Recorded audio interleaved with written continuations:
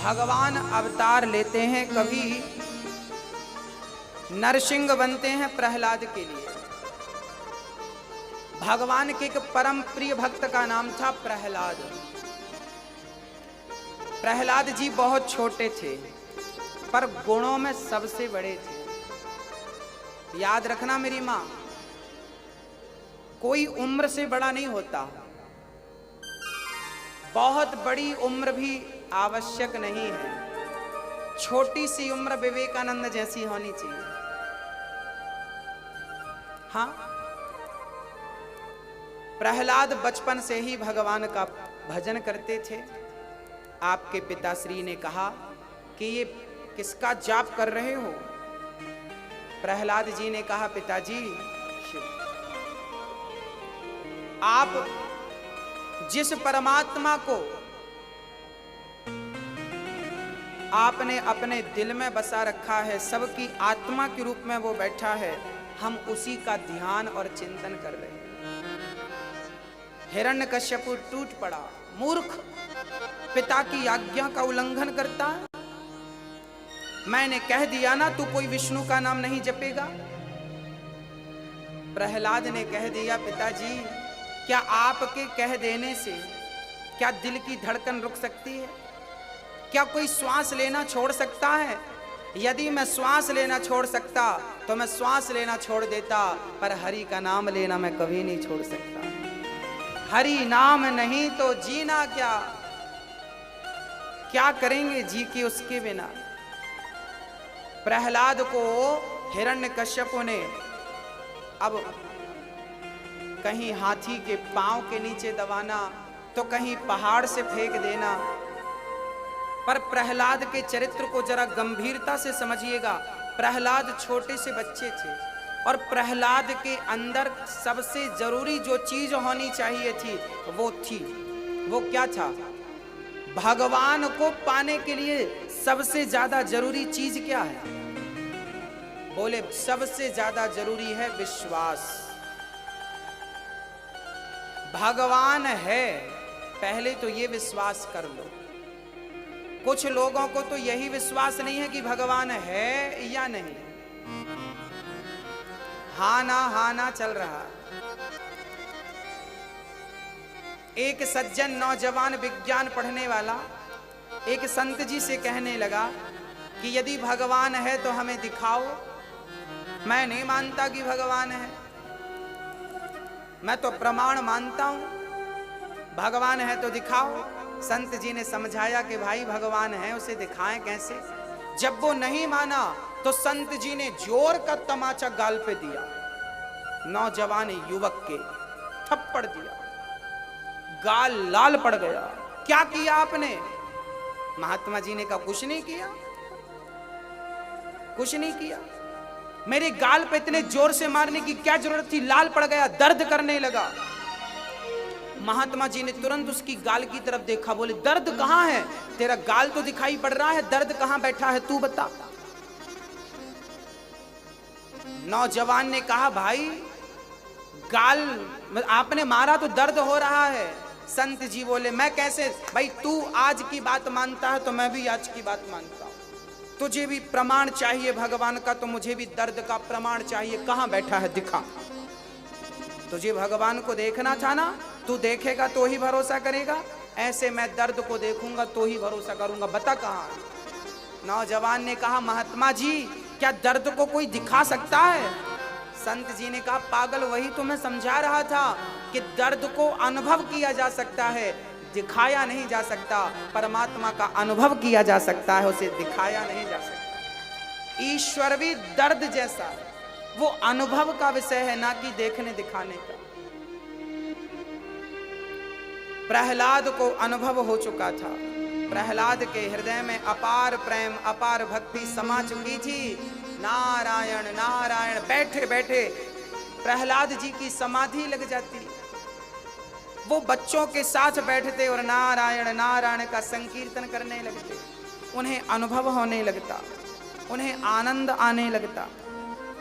पिता ने तो बहुत प्रयास कर लिया, होलिका गोद पर लेकर बैठ गई, आग पर जलने लगी, पर आग ने प्रहलाद को छुआ तक नहीं, होलिका जल गई। अच्छा, आपको ना ये सारी चीजें कभी कभी आप इस पर ना विश्वास कभी कभी नहीं कर पाते। चलिए, ये घटनाएं तो सतयुग की हैं, पर कलयुग में एक घटना घट गई मीरा के साथ। मीरा के ससुर ने मीरा को जहर दे दिया, राणा ने विष दिया, मानो अमृत पिया। मीरा रानी दीवानी कहाने लगी, वो तो गली गली हरिगुण। हाँ मेरी माँ, प्रहलाद के पिता ने तो इतना अत्याचार किया, वो तो ठीक है, पर मीरा के ससुर ने जहर पिलाया, और वो जहर जब चरणामृत समझकर मीराबाई पी गई, तो वो जहर मारा नहीं, बल्कि मीरा को अमर बना देता है, अमर कर देता है। यदि मीराबाई जहर पीकर भी जिंदा रह सकती है, तो ये चमत्कार किसका है? ये केवल भक्ति का चमत्कार। मेरी माँ, विश्वासो ही फलदायक है। यदि विश्वास है, यदि प्रेम है, तो भगवान आपको कभी आंच नहीं आने देंगे।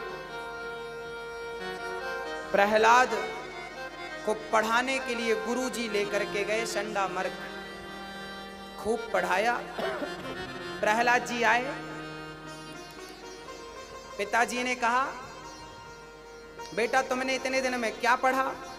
प्रहलाद जी ने कहा, मैंने इतने दिनों में तो 9 बातें बढ़िया बढ़िया सीखी। श्रवणम कीर्तनम विष्णु, स्मरणम पाद सेवनम, अर्चनम वंदनम दास्यम, सख्यमात्म निवेदनम।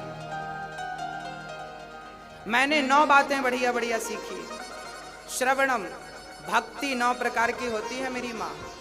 कथा सुनना भी भक्ति है, कीर्तन करना भी भक्ति है, स्मरण करना भी भक्ति है, चरण दबाना भी। ये जो वृद्ध माताओं की आप सेवा करोगी ना, कर रही हो ना, ये भी एक भक्ति है। पाद सेवनम, चरण सेवा, अर्चनम, वंदनम, दास्यम, सख्य, समर्पण, ये 9 भक्ति। प्रथम भगति संतन कर संगा, दूसर रति मम कथा प्रसंग।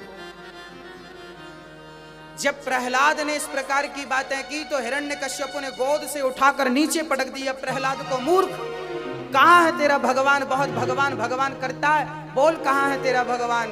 प्रहलाद जी कहने लगे, पिताजी, न केवलम में भवतश्च राजन सवई बलम बलिनाम चापरेसाम। जहां आप देख रहे हैं चर अचर, वहां सर्वत्र परमात्मा है। कहाँ खाली, कौन सी जगह है जहां कृष्ण ना हो? सर्वत्र है। हिरण्यकश्यप बोला, कैसे खंबे पर भगवान है? बोले हाँ है। अच्छा, प्रहलाद ने संदेह से नहीं कहा होगा कि नहीं होगा, है, विश्वास से कहा। और जब भक्त ने विश्वास से कहा, तो उस विश्वास को मजबूत करने के लिए, विश्वास को साकार करने के लिए जो खंबे पर प्रहार किया हिरण्यकश्यप ने, नरसिंह भगवान खंबा चीर कर प्रकट हो गए। बोलिए नरसिंह भगवान की जय हो।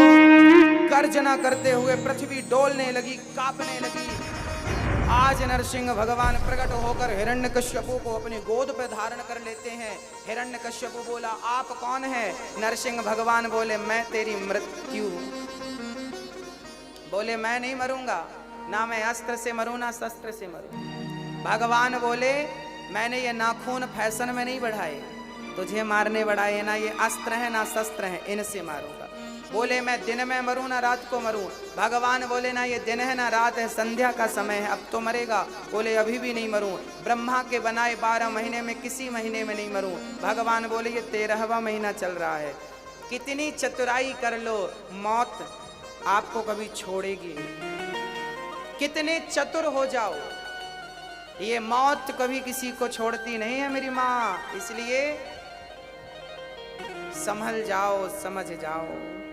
हिरण्यकश्यपु को भगवान ने मार दिया। प्रहलाद ने भगवान की स्तुति करी। ब्रह्मा दया सूर्यगणा मनयोथ सिद्धा, चरणों में गिर पड़े। भगवान ने कहा, प्रहलाद तू मुझसे कुछ मांग ले। प्रहलाद ने कहा, प्रभु मैं कभी कुछ ना मांगूं आपसे, बस यही वरदान दो, कभी कुछ मांगने की इच्छा ही ना हो। भगवान ने हृदय से लगाया। भक्त 2 प्रकार के होते हैं, एक सकाम एक निष्काम। एक भक्त वो होता है जो भगवान से कुछ मांगता है, एक भक्त वो होता है जो भगवान से कुछ नहीं चाहता। एक पिता के दो बेटे थे। मैया जी, ओ मैया, ओ मैया, ध्यान दो, मेरी माँ कहाँ देख रही हो, थोड़ा ध्यान दो। एक पिता के दो बेटे थे। एक बेटे ने कहा, पिताजी हमें अपनी संपत्ति दे दो और आप जाओ। दूसरे बेटे ने कहा, पिताजी आप संपत्ति हमें मत दीजिए, आपकी सेवा करने का हमें मौका दीजिए, हम पुत्र धर्म निभाएंगे। पिता को लेकर चला गया, पिता की सेवा करने लगा। अब आप बताओ पिता किस पर खुश होगा, जो पिता से मांगता था उस पर, या जो पिता को मांग लिया उस पर?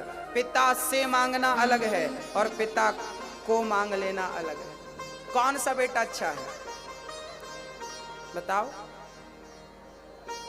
हाँ, ऐसे भगत भी दो प्रकार के होते हैं। एक वो होते हैं जो भगवान से मांगते हैं, एक वो होते हैं जो भगवान से नहीं भगवान को मांग लेते हैं, और जो भगवान को मांगने वाले हैं वो सबसे श्रेष्ठ। भगवान से क्या मांगो, को मांग लो। प्रहलाद को गोद पर बिठाया। एक बार भगवान ने हाथी का उद्धार करने के लिए हरि का अवतार धारण कर लिया। हरि का अवतार धारण कर लिया। प्रहलाद एक दिन एक हाथी स्नान करने गया, पांव पकड़ लिया मगर ने। हाथी छुड़ाने लगा पर निकला नहीं। हाथी पत्नी को, बच्चों को आवाज लगाया, मुझे बचा लो। पत्नियों ने सूंड पर सूंड मिलाई, खींचना शुरू कर दिया, पर हाथी जितना बाहर आता मगर उतना अंदर ले जाता। अब क्या हुआ? अब तो हाथी की पत्नियां और बच्चे चले गए। अब तो या बाहर आ जाओ या तो पूरे ही अंदर चले जाओ। आपके चक्कर में हम भूखी प्यासी मर रही हैं। बच्चों ने, पत्नियों ने, परिवार ने छोड़ दिया, हाथी अकेला मरता रहा। हाँ, जब तक जेब गरम है ना, बहुत लोग साथ रहते हैं, और खत्म हो जाए पैसा तो अपने भी घर से निकाल देते हैं। आराम के साथी क्या क्या थे, जब वक्त पड़ा तब कोई नहीं। सब दोस्त हैं अपने मतलब के, दुनिया में किसी का कोई नहीं। हाँ, मेरी माँ, इसलिए हाथी जाने लगा, जगत में कोई न परमानेंट।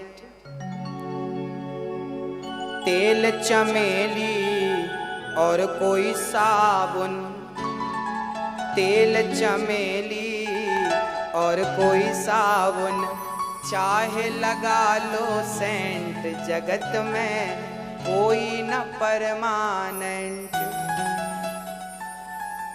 आवागमन लगा दुनिया में,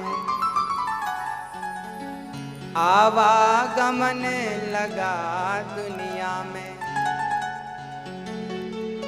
उखड़ जाएंगे अंत समय में, उखड़ जाएंगे तेरे तंबू टेंट, जगत में कोई न परमानेंट। आराम के साथी क्या क्या थे, जब वक्त पड़ा तब कोई नहीं।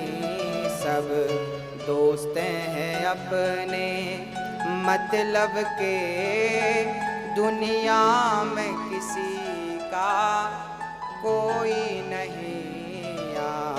राम के साथी।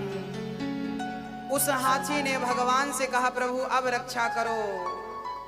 ओम नमो भगवते तस्मै यद एतच्चिदात्मकम्। तब भगवान ने हाथी को पकड़कर बाहर किया। मगर का सिर काटा, हाथी को उद्धार किया। हाथी ने मरते समय कमल का पुष्प समर्पित कर दिया। भगवान ने हाथी की रक्षा की। ये पिछले जन्म के राजा थे, श्रापवश बने थे। एक कल्प में भगवान ने 3 अवतार समुद्र मंथन के लिए लिया। एक बार भगवान राजा बलि धनवंतरी कच्छप मोहिनी का अवतार लिया। एक बार भगवान राजा बलि के लिए बामन बनकर के आए और राजा बलि 99 यज्ञ पूरा कर रहे थे। पृथ्वी की याचना करी। 2 पग में दुनिया नापी, तीसरा पग राजा बलि के मस्तक पर रखा। राजा बलि को पाताल का राजा बनाया और राजा बलि आगामी वनवंतर में राजा इंद्र बनेंगे। एक बार भगवान मछली का अवतार धारण करते हैं और अब शुकदेव भगवान कहते हैं, राजन मैं तुम्हें कृष्ण चर्चा सुनाऊं, उसके पहले राम कथा सुनाता हूं।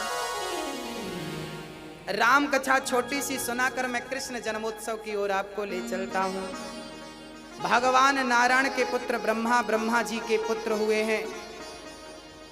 मरीचि के पुत्र हुए कश्यप, इनकी पत्नी के गर्भ से हुए हैं विवस्वान, जिनके यहाँ 10 पुत्र हुए हैं। इनमें से एक है नभग। नभग ने अपने पिता को ही बंटवारे में लिया था। नभग के पुत्र हैं नाभाग। नाभाग के पुत्र हैं अम्बरीश। अम्बरीश ने एकादशी का बहुत प्रेम से व्रत किया था और एकादशी के प्रभाव से भगवान उनके घर पे स्वयं आकर दर्शन दिया करते थे। एकादशी का अद्भुत व्रत किया था आपने। इन्हीं के वंश में राजा सगर हुए हैं। सगर के असमंजस के अंशुमान के दिलीप और फिर भागीरथ, जिन्होंने गंगा को प्रकट किया है। इन्हीं के वंश में हुए हैं राजा खटवांग, फिर दीर्घबाहु के रघु के पुत्र अज के बेटा हुए हैं दशरथ। दशरथ जी का बुढ़ापा आ गया, कोई संतान नहीं थी। दशरथ जी की कितनी रानियां हैं? कौन कौन? आपको नहीं पता? बच्चों को बताया करो। 3 पत्नियां हैं, कौशल्या, सुमित्रा और कैकेयी। तीनों रानियां हैं पर कोई संतान नहीं है। तब गुरु वशिष्ठ जी ने यज्ञ कराया। तीनों रानियां खीर खाती हैं और आज भगवान बड़े प्रेम से कौशल्या माँ के गर्भ में प्रवेश कर रहे हैं। चैत्र का महीना आया, शुक्ल पक्ष की नवमी तिथि आई और जैसे ही दिन के 12 बजे उसी समय भय प्रगट कृपाला दीन दयाला कौशल्या हितकारी हर्षित महतारी मुनि मन हारी अद्भुत रूप निहारी। कौशल्या जी के सुंदर सा पुत्र हुआ। तभी दशरथ जी ने सुना कि बेटा हुआ है। खूब आनंद हुआ। दूसरी खबर सुनाई गई कि भाई कैकेयी को भी,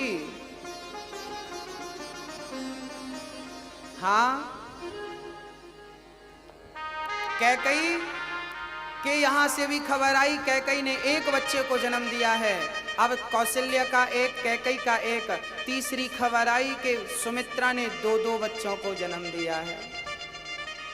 दोनों बच्चों का जन्म जब सुना दशरथ जी ने, टोटल 4 है गए। भगवान को धन्यवाद देने लगे। वाह विधाता, तेरे घर देर तो है, अंधेर नहीं। तू जब देता है तो छप्पर फाड़ करके देता है। कल 1 नहीं था, अब 4 हो गए। राम, लक्ष्मण, भरत, शत्रुघ्न, चारों का नामकरण श्री वशिष्ठ जी ने किया है। देखिए, राम कथा भागवत में छोटी है, समय नहीं है कि मैं कथा का विस्तार करूं, इसलिए अब मुझे आगे बढ़ना होगा।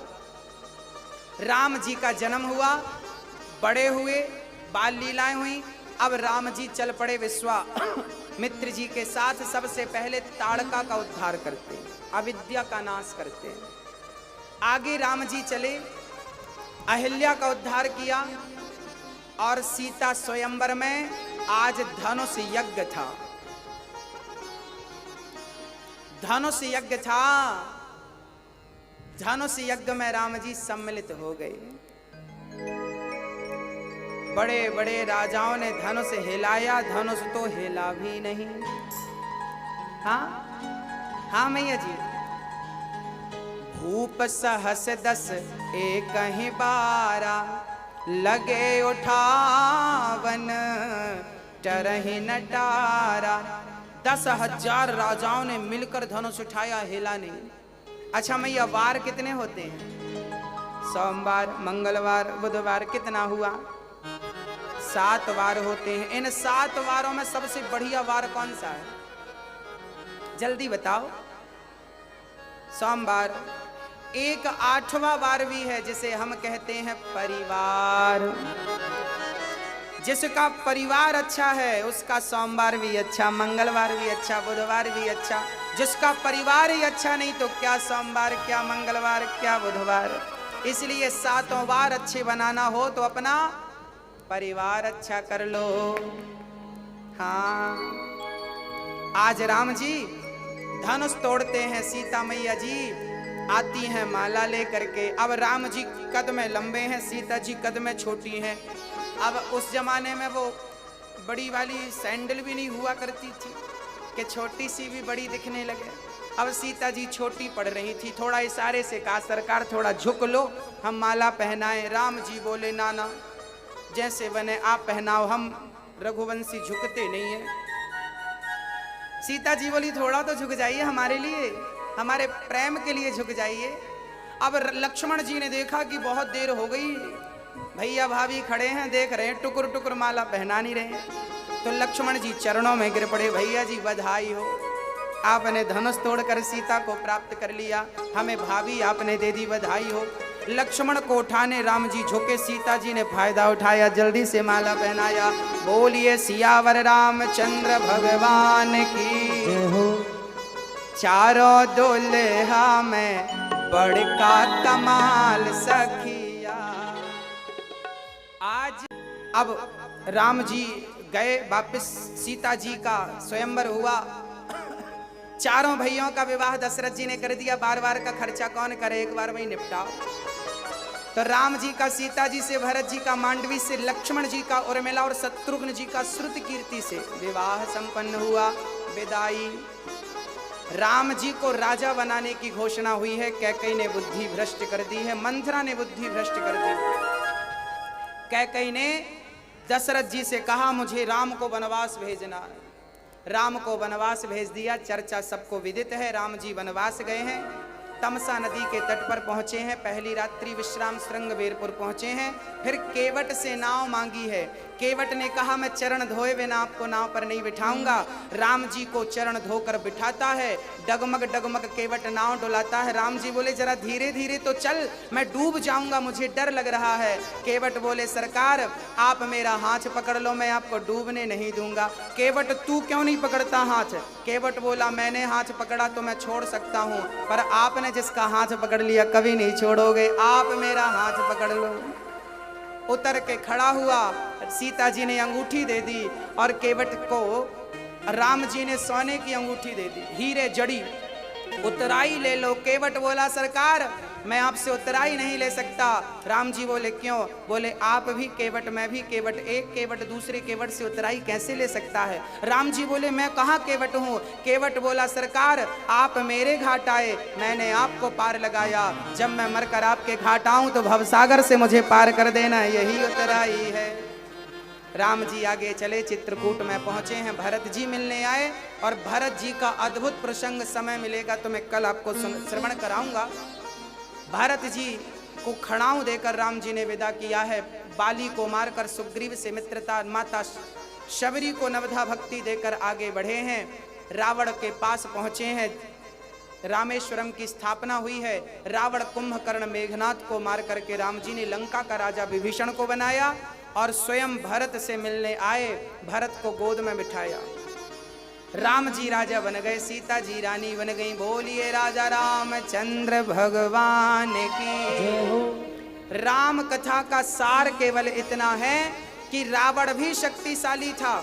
अच्छा, राम जितने बड़े थे ना, रावण भी उतना बड़ा था, बल्कि राम से बड़ा रावण था। राम क्षत्रिय थे, रावण ब्राह्मण था, जात में बड़ा था, धन में भी रावण राम से बड़ा था, पद में भी रावण राम से बड़ा था, उम्र में भी रावण राम से बड़ा था। हाँ, परिवार में भी रावण राम से बड़ा था, सब चीजों में रावण बड़ा था, पर एक चीज में राम बड़े थे। बोले रावण चरित्र से गिर गया और राम चरित्र में बड़े थे। और जो चरित्र से बड़ा होता है वो बड़े से बड़े बलवान को भी धूल चटा सकता है। इसलिए अपना चरित्र मत गिरने देना, ये राम कथा सिखाती है।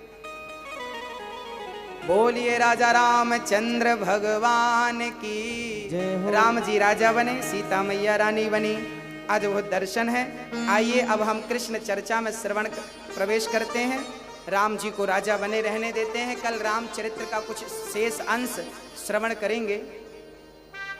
रानी शर्मा आज हमारे बीच में श्री ऋतु शर्मा जी महू इंदौर से आज यहाँ कथा श्रवण करने हेतु पधारी हैं। जोरदार तालियां आप बहन के लिए बजाएं।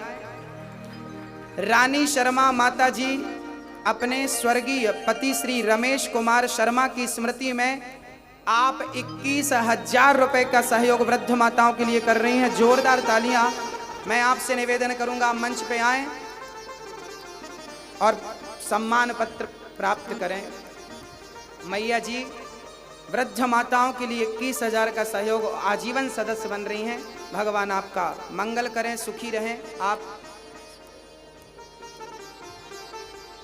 अब मैं चंद्रवंश का वर्णन आपको श्रवण कराता हूं।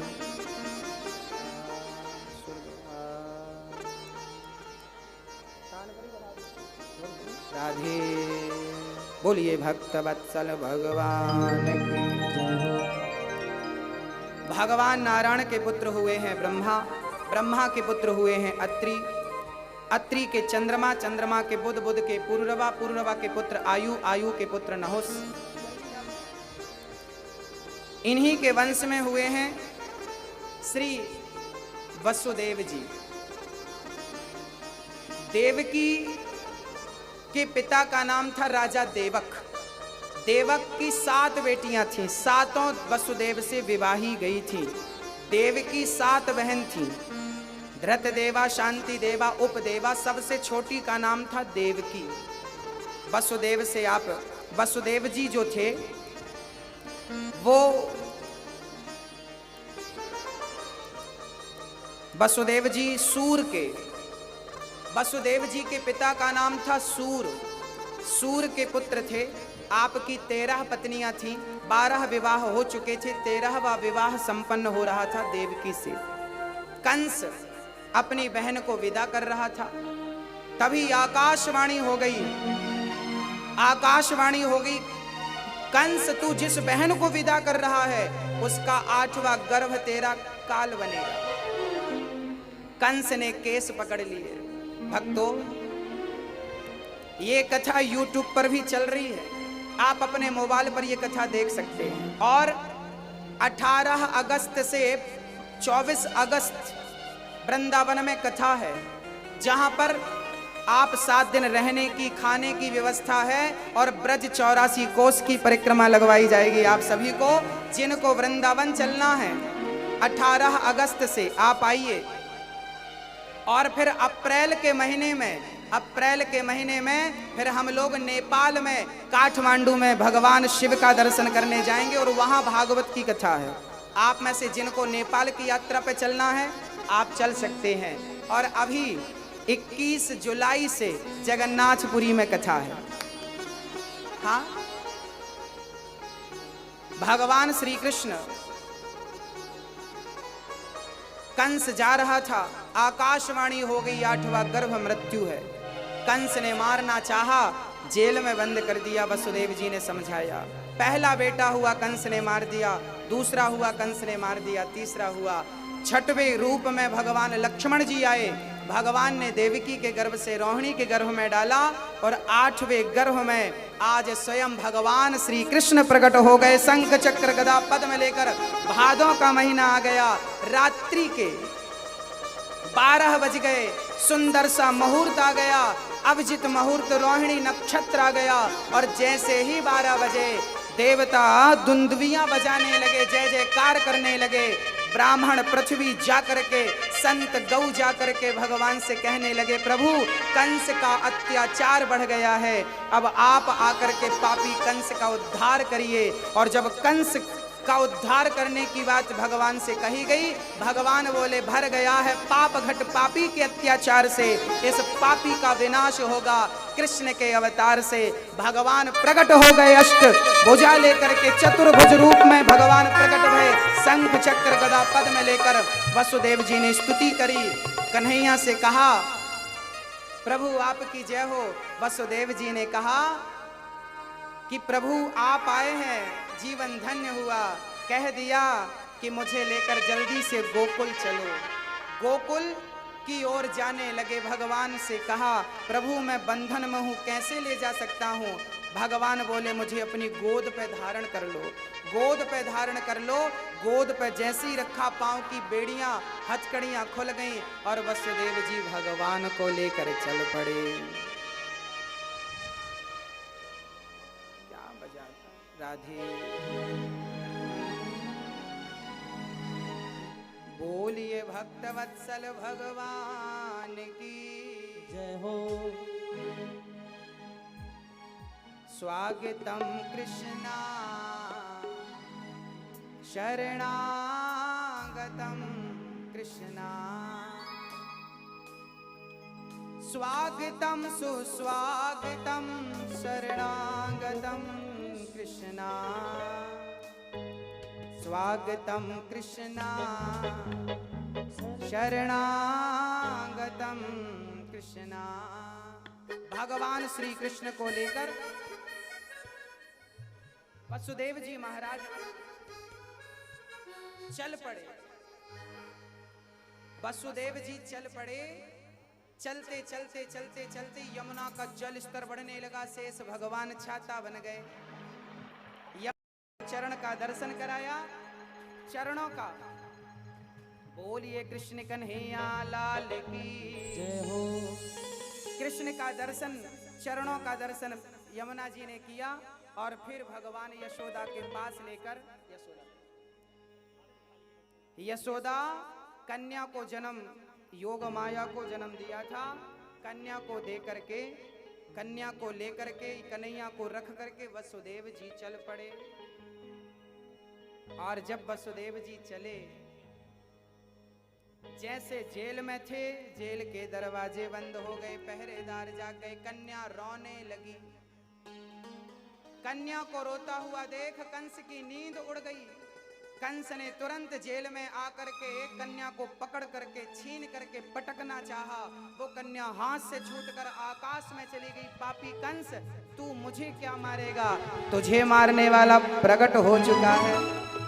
डर गया कंस। उस डर से देवकी और वसुदेव को जेल से मुक्त कर दिया और यहाँ गोकुल में नंदोत्सव